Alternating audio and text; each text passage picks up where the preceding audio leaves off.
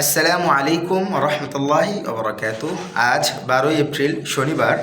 আজকে আমরা সবাই যাচ্ছি সোহরাওয়ার্দী উদ্যান। কেন যাচ্ছি আপনাদেরকে নতুন করে বলতে হবে না, তবে এখানে একটি বিষয় লক্ষণীয়। আমরা যারা সোহরাওয়ার্দী উদ্যান যাচ্ছি, এখানে কোনো সহিংসতা নয়, কোনো রাজনৈতিক পরিচয় নয়। এখানে যাচ্ছি সম্পূর্ণ একটি ধর্মীয় আবেগ থেকে। অনেকেই বলতে পারেন যে এখানে গেলে কি গাজায় যাওয়ার সমতুল্য হবে, নাকি এখানে গেলে কি অনেক বড় কিছু করে ফেলবো। বিষয়টা আসলে তা নয়। এখানে একটি কথা আপনাকে স্পষ্ট বলতে হবে যে হাদিস আছে নবী করিম সাল্লাল্লাহু আলাইহি ওয়াসাল্লামের, যে তোমরা যদি ক্ষমতা থাকে, তোমাদের সামর্থ্য থাকে, তাহলে তোমরা প্রতিবাদ করো।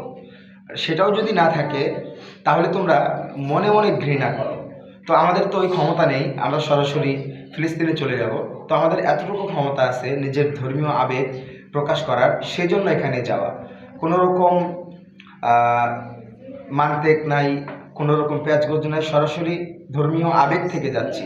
এখানে আমার জন্য এটা ফরজ বিধান নয়, অজীব বিধান নয়, বা বিভিন্ন কিছু এটা চিন্তা করে যাচ্ছে না। এখানে সম্পূর্ণ যাচ্ছি হচ্ছে ধর্মীয় একটি আবেগ থেকে।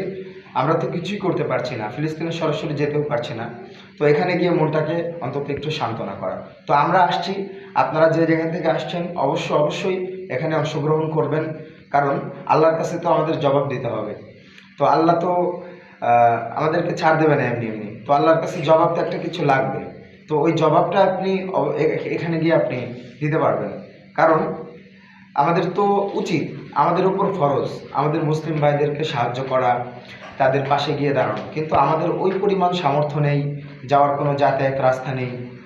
তো আমাদের এখন কি করণীয়? আমাদের সাধ্যের মধ্যে যেটা আছে ওটা করা।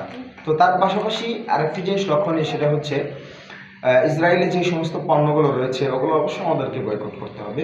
বয়কট বলতে তাদের আহামরি ক্ষতি হোক বা না হোক, তাদের এক পয়সার ক্ষতি হোক বা না হোক, আমার ধর্মীয় অনুভূতি থেকে, ধর্মীয় বোধ থেকে, মানবিক দিক থেকে আমি তাদের পণ্য খাবো না। কারণ তারা হচ্ছে অমানবিকভাবে আচরণ করছে।